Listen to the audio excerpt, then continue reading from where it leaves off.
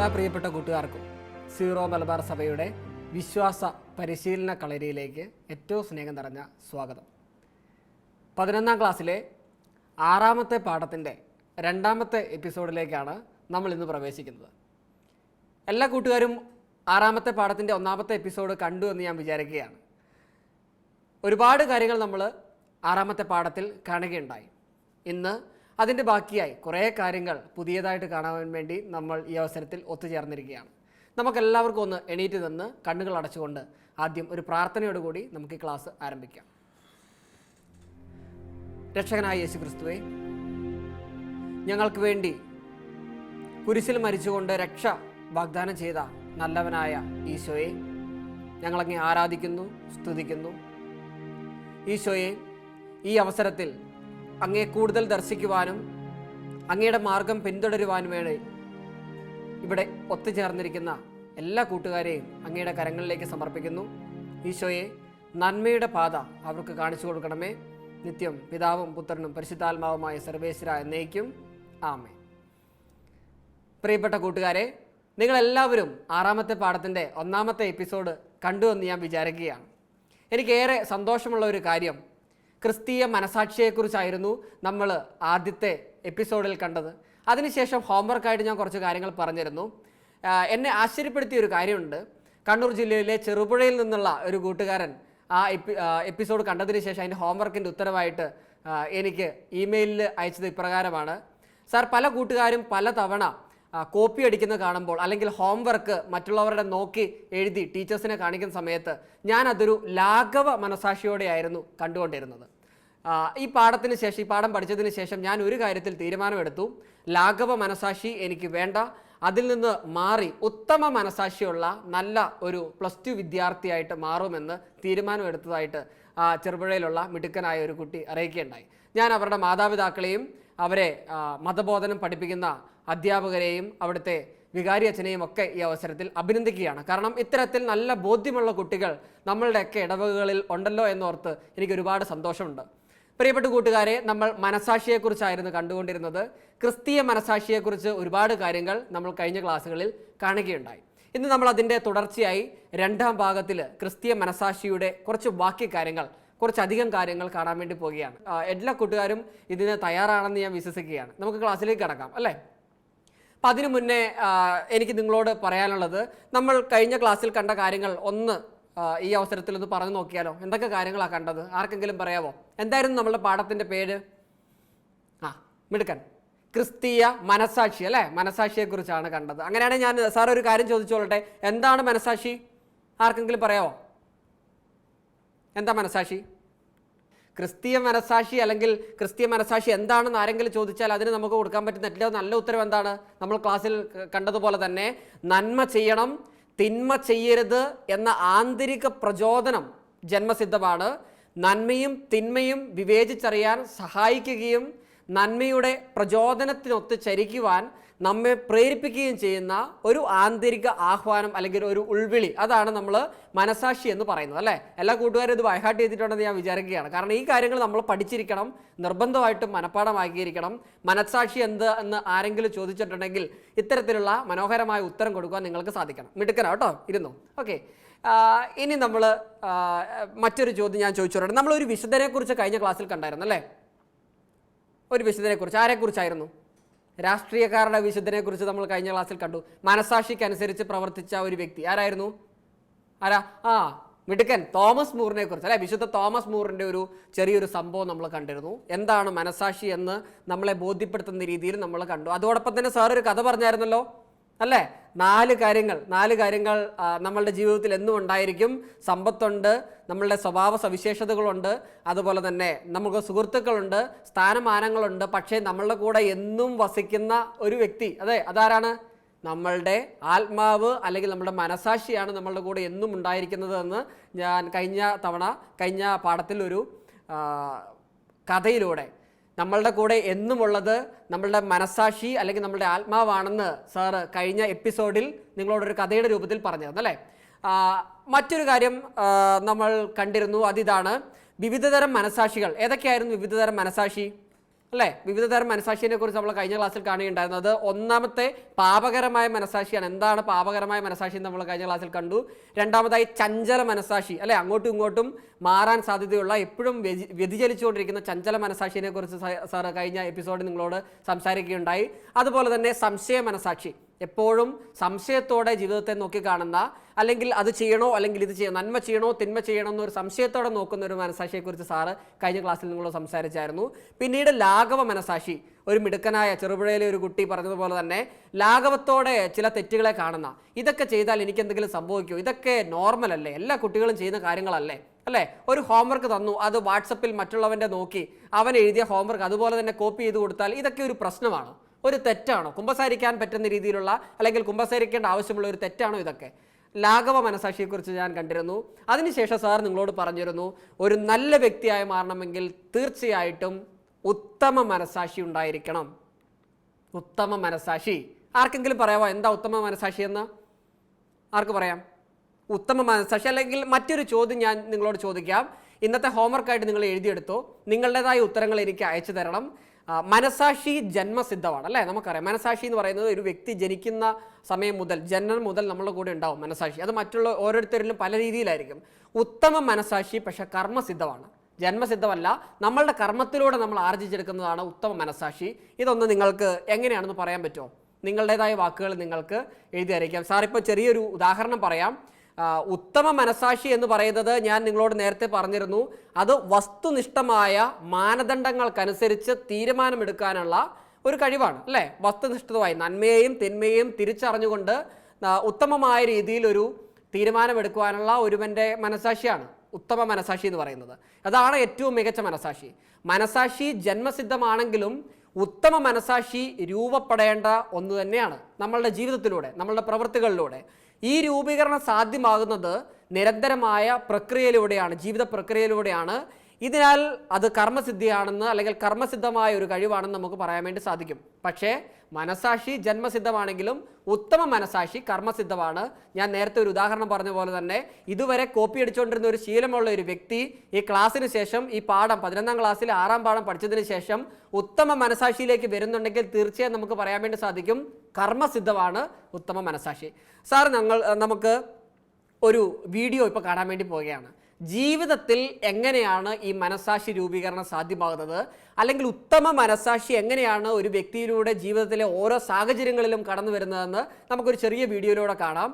ഈ വീഡിയോയിൽ ഒരു വ്യക്തി, ആ വ്യക്തി അധികം സാമ്പത്തികമായി മുൻപിൽ നിൽക്കുന്ന അല്ലെങ്കിൽ ഒരുപാട് സമ്പത്തുള്ള വ്യക്തിയൊന്നുമല്ല, ഒരു ദരിദ്രനായ വ്യക്തിയാണ്. പക്ഷേ ജീവിതത്തിലെ ഓരോ സാഹചര്യങ്ങളിലും ഉത്തമ മനസാക്ഷി അനുസരിച്ചുകൊണ്ട് നന്മ പ്രവൃത്തികൾ ചെയ്തുകൊണ്ട് മറ്റുള്ളവർക്ക് മാതൃകയാകുന്ന ഒരു വ്യക്തിയെ നമുക്കൊരു വീഡിയോയിൽ കാണാൻ വേണ്ടി സാധിക്കും. നമുക്ക് ആ വീഡിയോ ഒന്ന് കണ്ടതിന് ശേഷം ക്ലാസ്സിലേക്ക് വരാം.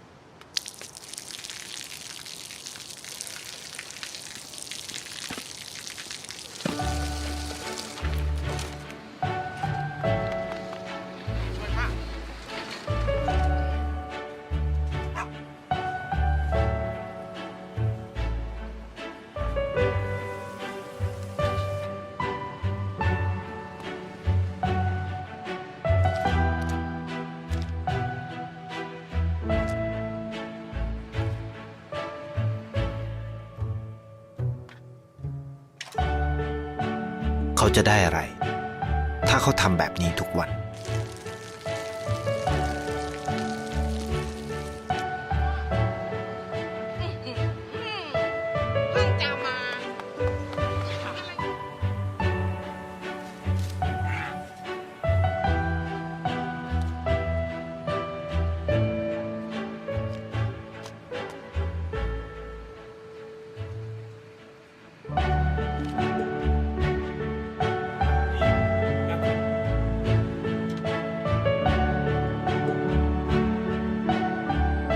เขาจะไม่ได้อะไรเลยไม่ได้รวยขึ้นไม่ได้ออกทีวีไม่มีใครรู้จักไม่ได้มีชื่อเสียงที่มากขึ้น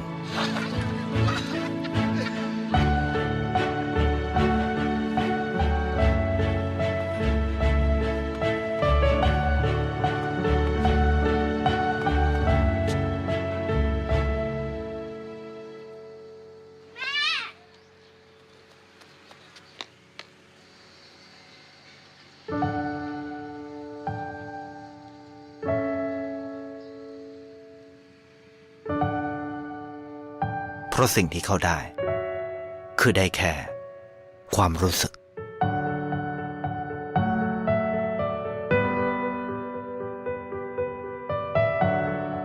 ได้เห็นความสุข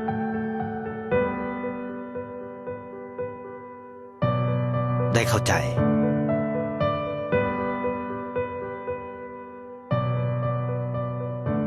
ได้ความรัก ได้ในสิ่งที่เงินซื้อไม่ได้ ได้โลกที่สวยงามกว่าเดิม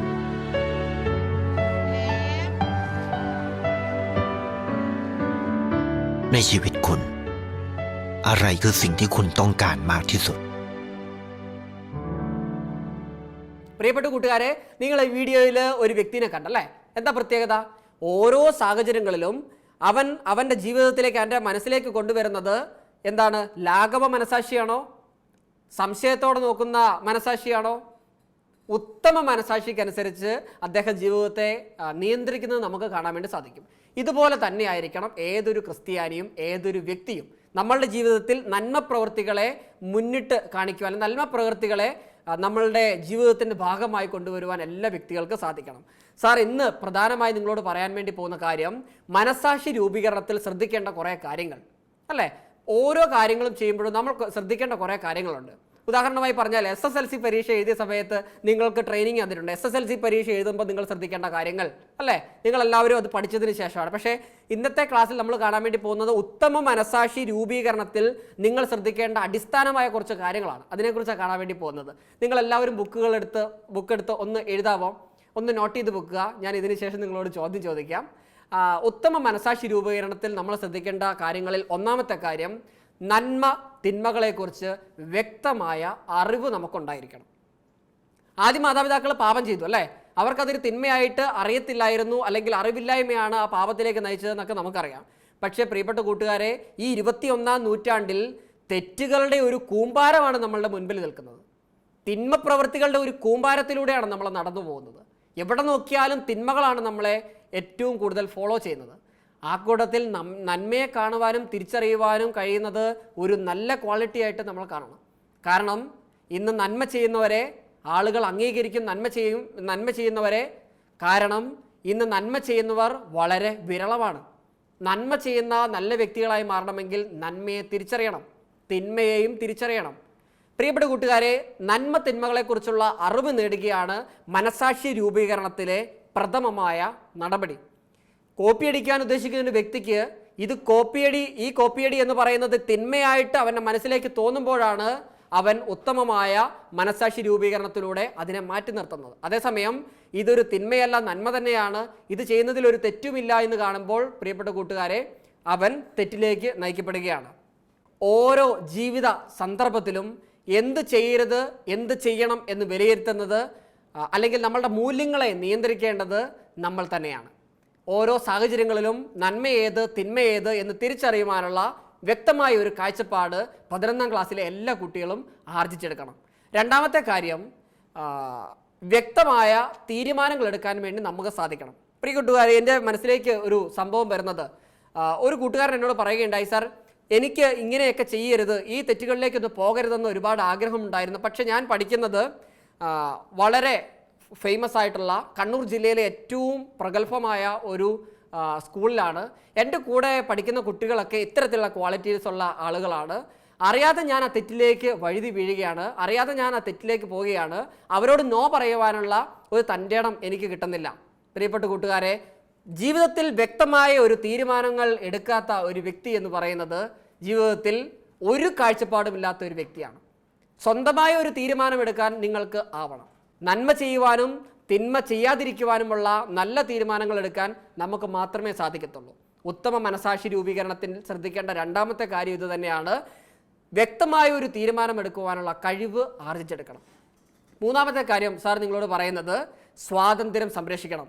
മനസാക്ഷിയുടെ പ്രവർത്തനത്തിന് സ്വാതന്ത്ര്യം ആവശ്യമുണ്ട്. വ്യക്തികൾക്ക് വേണ്ടി വ്യക്തി തന്നെ എടുക്കുന്ന തീരുമാനങ്ങളാണ് മനസാക്ഷിയുടെ തീരുമാനങ്ങൾ. അത് തികച്ചും സ്വാതന്ത്ര്യത്തോടെ ആയിരിക്കണം നിർവഹിക്കപ്പെടേണ്ടത്. മനസാക്ഷിയുടെ പ്രവർത്തനത്തിന് സ്വന്തമായ തീരുമാനങ്ങൾ എടുക്കാൻ നിങ്ങൾക്ക് സാധിക്കണം. ആ സമയത്ത് പല വിധത്തിലുള്ള വികാരങ്ങളുടെ സ്വാധീനമോ നിയമത്തിൻ്റെ സമ്മർദ്ദമോ അധികാരത്തിൻ്റെ പ്രേരണയോ സമ്പത്തിൻ്റെ സ്വാധീനമോ ഒന്നും വ്യക്തിയുടെ സ്വാതന്ത്ര്യത്തെ ഹനിക്കുവാൻ ഇടവരരുത്. അങ്ങനെ വ്യക്തമായ ഒരു സ്വാതന്ത്ര്യം സംരക്ഷിക്കുവാൻ നമ്മൾക്ക് സാധിക്കണം. എന്നാൽ മാത്രമേ ഉത്തമ മനസാക്ഷി രൂപീകരണത്തിൽ നമുക്ക് പ്രവർത്തിക്കാൻ സാധിക്കത്തുള്ളൂ. ഇനി നാലാമതായി സാർ നിങ്ങളോട് പറയാൻ വേണ്ടി പോകുന്നത് പരിശുദ്ധാത്മാവിൻ്റെ സഹായം തേടണം, അല്ലേ? ജ്ഞാനത്തിൻ്റെയും ബുദ്ധിയുടെയും അറിവിൻ്റെയും ഒക്കെ ആത്മാവ് പരിശുദ്ധാത്മാവിൻ്റെ സഹായമുണ്ടെങ്കിൽ മാത്രമേ നമുക്ക് ഈ കാര്യങ്ങളൊക്കെ എളുപ്പത്തിൽ ചെയ്യുവാൻ വേണ്ടി സാധിക്കത്തുള്ളൂ. എല്ലാറ്റിനുമുപരി പരിശുദ്ധാത്മാവിൻ്റെ സഹായം നമ്മൾ തേടിക്കൊണ്ടേയിരിക്കണം. മനസാക്ഷി അനുസരിച്ച് തീരുമാനങ്ങൾ എടുക്കേണ്ടതിന് ആ തീരുമാനങ്ങൾ പ്രാവർത്തികമാക്കുവാനുള്ള പരിശുദ്ധാത്മാവിൻ്റെ സഹായം ലഭിക്കുന്നതിന് നമ്മൾ നിരന്തരമായി പരിശുദ്ധാത്മാവിനോട് പ്രാർത്ഥിച്ചു കൊണ്ടേയിരിക്കണം. പ്രിയപ്പെട്ട കൂട്ടുകാരെ, പ്രാർത്ഥനയുടെ ഒരു ആവശ്യകതയിലേക്കാണ് നമ്മൾ കടന്നു വരുന്നത്. പ്രാർത്ഥിച്ചാൽ മാത്രമേ നമ്മൾക്ക് ഇത്തരത്തിലുള്ള പ്രവണതകളെയെല്ലാം ഒഴിവാക്കിക്കൊണ്ട് ഉത്തമ മനസാക്ഷി രൂപീകരണത്തിൽ വളരുവാൻ സാധിക്കത്തുള്ളൂ.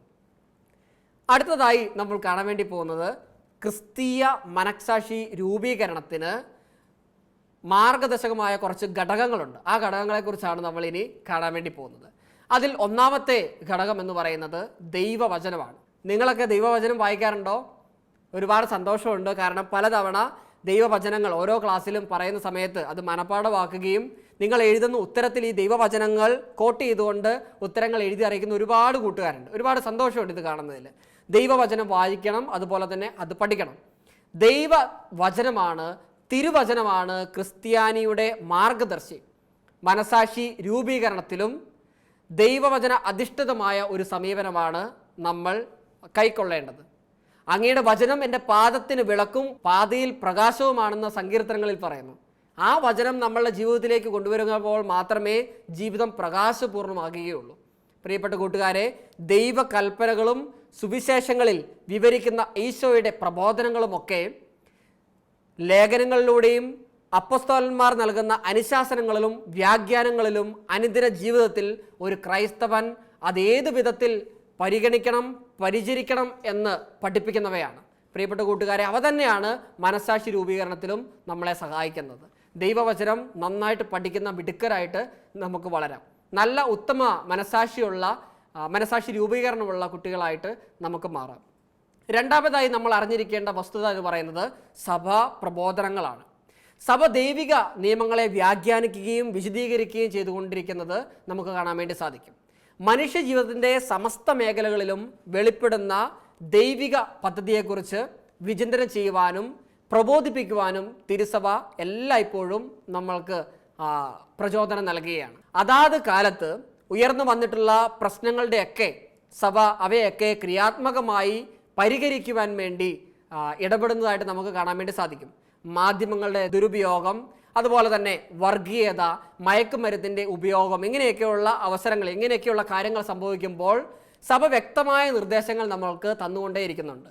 തിരുസഭയുടെ കൽപ്പനകൾ, രണ്ടാം വത്തിക്കാൻ കൗൺസിൽ പ്രമാണരേഖകൾ, കത്തോലിക്ക സഭയുടെ മതബോധന ഗ്രന്ഥം, വിവിധ വിഷയങ്ങളെക്കുറിച്ച് മാർപ്പാപ്പമാർ കാലാകാലങ്ങളിൽ നമുക്ക് പുറപ്പെടുവിക്കുന്ന ചാക്രിയ ലേഖനങ്ങൾ, അപ്പസ്തോലിക പ്രബോധനങ്ങൾ മുതലായവയാണ് വിശ്വാസികൾക്ക് വഴികാട്ടിയാകുന്ന സഭാ പ്രബോധനങ്ങൾ.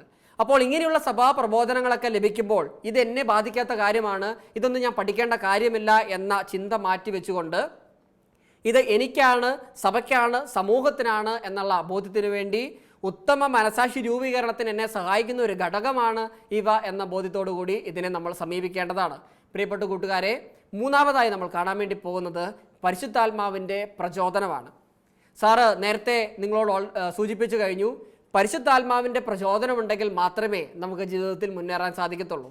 മനസാക്ഷിയെ നന്മയിൽ നിലനിർത്തുന്ന നിർണായകമായ ശക്തിയാണ് പരിശുദ്ധാത്മാവ്. മാമോദിസായിലും തൈലാഭിഷേകത്തിലും പരിശുദ്ധാത്മാവിനെ സ്വീകരിച്ചിട്ടുള്ള നാം എല്ലാവരും ഈ പരിശുദ്ധാത്മാവിൻ്റെ പ്രാർത്ഥനകളിലൂടെ നമ്മളുടെ കൂടെ എന്നും ഉണ്ടായിരിക്കുവാൻ, നമ്മൾക്ക് നന്മ ചെയ്യുവാനുള്ള ശക്തി നൽകുവാൻ വേണ്ടി നമ്മൾ പ്രാർത്ഥിക്കേണ്ടതാണ്. എൻ്റെ മനസാക്ഷിയും പരിശുദ്ധാത്മാവിനാൽ പ്രചോദിതമായി എനിക്ക് സാക്ഷ്യം നൽകുന്നു എന്ന് റോമാക്കാർക്ക് എഴുതിയ ലേഖനം 9-ാം അധ്യായത്തിൽ പറയുന്നു.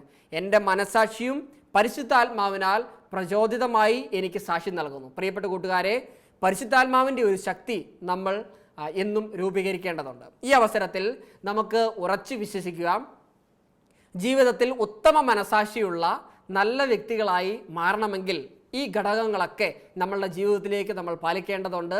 നമുക്ക് ഈ അവസരത്തിൽ ഒന്ന് എണീറ്റ് നിൽക്കാം, നമുക്ക് പരിശുദ്ധാത്മാവിന് വേണ്ടി പ്രാർത്ഥിക്കാം. ജീവിതത്തിലേക്ക് ഉത്തമ മനസാക്ഷി നൽകണമേ എന്ന് നമുക്ക് പ്രാർത്ഥിക്കാം. എല്ലാവരും എണീറ്റ് നിൽക്കുക, കണ്ണുകൾ അടയ്ക്കുക. നിത്യം പിതാവും പുത്രനും പരിശുദ്ധാത്മാവുമായ ത്രിത്വൈക ദൈവമേ, അങ്ങയുടെ വചനങ്ങൾ ഞങ്ങളുടെ പാദങ്ങൾക്ക് വിളക്കും വഴികളിൽ പ്രകാശവുമാകുവാൻ കൃപ നൽകണമേ. പരിശുദ്ധാത്മാവിനെ അയച്ച് ജ്ഞാനത്തിൻ്റെയും ബുദ്ധിയുടെയും അറിവിൻ്റെയും ഒക്കെ ആത്മാവിനെ ഞങ്ങളിൽ നിറയ്ക്കണമേ. ഈശോയെ, ഉത്തമ ബോധ്യമുള്ള ഉത്തമ മനസാക്ഷി ഉള്ള നല്ല കുട്ടികളായി മാറുവാൻ ഞങ്ങൾക്ക് ഏവർക്കും കൃപ നൽകണമേ. നിത്യം പിതാവും പുത്രനും പരിശുദ്ധാത്മാവുമായ സർവേശ്വരായ എന്നേക്കും ആമേൻ. നമുക്കിരിക്കാം. അപ്പോൾ നമ്മൾ ഇന്നത്തെ ഹോംവർക്ക് കാണാൻ വേണ്ടി പോവുകയാണ്. വളരെ സിമ്പിളായിട്ടുള്ള ഒരു ഹോംവർക്കാണ്. അതിതാണ്, മനസാക്ഷി അനുസരിച്ച് മഹാന്മാർ പറഞ്ഞിട്ടുള്ള പ്രസ്താവനകൾ ശേഖരിച്ചിട്ട് നിങ്ങളുടെ ടീച്ചേഴ്സിന് അയച്ചു കൊടുക്കുക. നിങ്ങൾ ചെയ്യേണ്ട കാര്യം ഇതാണ്, മനസാക്ഷി അനുസരിച്ച് പ്രവർത്തിക്കേണ്ട ആവശ്യകതയെക്കുറിച്ച് മഹാന്മാർ പറഞ്ഞിട്ടുള്ള വാക്യങ്ങൾ നിങ്ങൾ എഴുതിയെടുക്കുക. നിങ്ങൾക്ക് സെർച്ച് ചെയ്യാം, ഗൂഗിളിൽ സെർച്ച് ചെയ്യാം, പുസ്തകങ്ങൾ റെഫർ ചെയ്യാം. അതിനുശേഷം നിങ്ങൾ അധ്യാപകർക്ക് അയച്ചു കൊടുക്കുക. അവർ എനിക്ക് അയച്ചു തരും. അടുത്ത ക്ലാസ്സിൽ നമ്മൾ അത് ഡിസ്കസ് ചെയ്യുന്നതായിരിക്കും. പ്രിയപ്പെട്ട കൂട്ടുകാരെ, ഏറ്റവും മികച്ച ഒരു ഉത്തമ മനസാക്ഷിയുള്ള കുട്ടികളായി മാറുവാൻ ദൈവം നമ്മൾക്ക് ഏവർക്കും കൃപ നൽകട്ടെ. ഈശോ മിശിഹായ്ക്ക് സ്തുതിയായിരിക്കട്ടെ.